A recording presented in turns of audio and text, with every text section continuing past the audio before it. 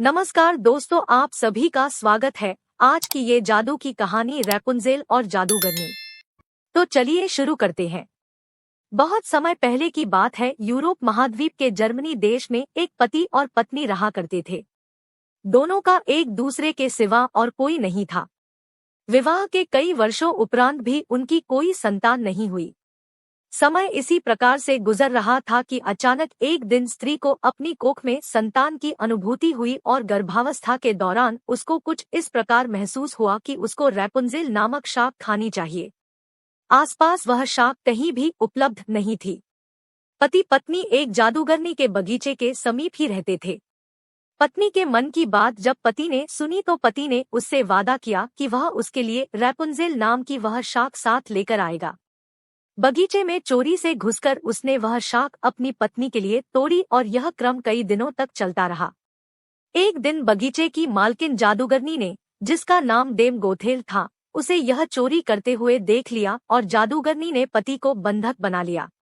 पति जादूगरनी के सामने बहुत गिड़गिड़ाया और अंततः जादूगरनी एक शर्त पर वह शाक उसकी पत्नी के लिए देने के लिए राजी हो गई। शर्त यह थी कि संतान के जन्म के बाद वह उसे जादूगरनी को सौंप देगा। मायूस मन से पति ने उसकी वह बात मान ली और बच्चे के जन्म होते ही उसने जादूगरनी के हाथों अपनी पुत्री को सौंप दिया।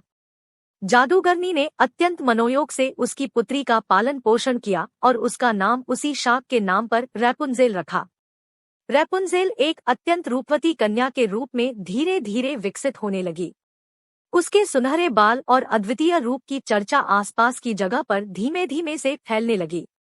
लड़की के 12 वर्ष के होते ही जादूगरनी डेम गोथेल ने उसको एक ऐसी मीनार में कैद कर दिया जिसमें ना तो कोई दरवाजा था और ना चढ़ने के लिए ही कोई सीढ़ी। इसमें एक ऊंचे स्थान पर एक कमरा था जिसमें कि केवल एक खिड़की थी।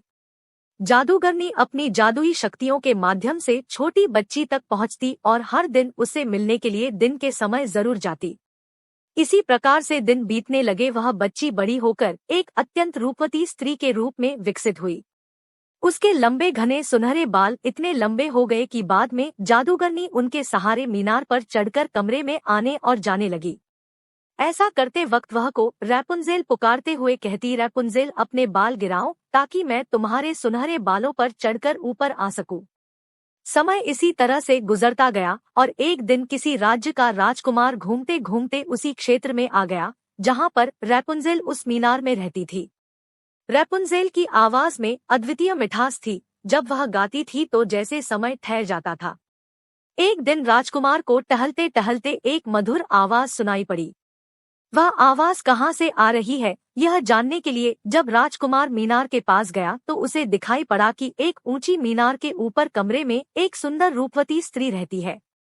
उसकी इस मीठी आवाज को सुनकर राजकुमार उसकी तरफ अत्यंत आकर्षित हुआ और वह अपनी उत्सुकता पर काबू नहीं रख सका।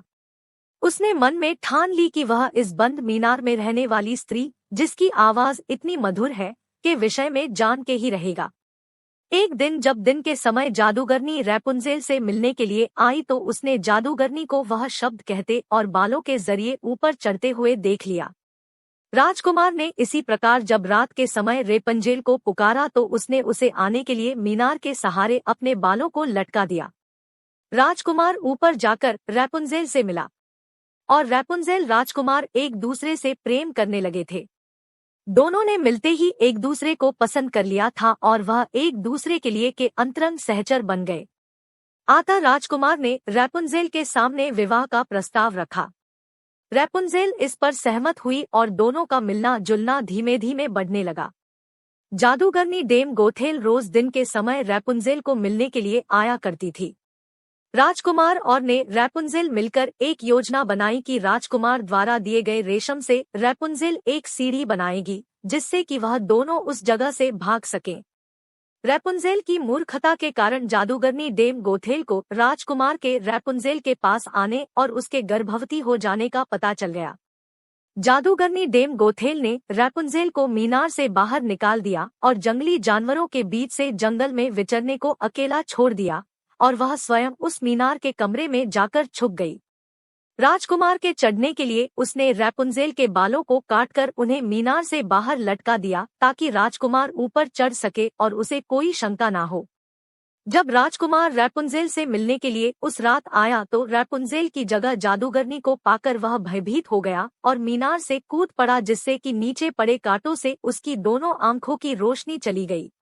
जब राजकुमार नीचे गिरने लगा उसके हाथ में रैपुंजेल के कटे हुए बाल आ गए और रैपुंजेल की लंबी बालों की लट राजकुमार के साथ ही नीचे गिर गई। नीचे उतर पाने का कोई अन्य तरीका न होने के कारण जादूगरनी डेम गोथेल उस मीनार में फंस गई और अंततः मृत्यु को प्राप्त हुई।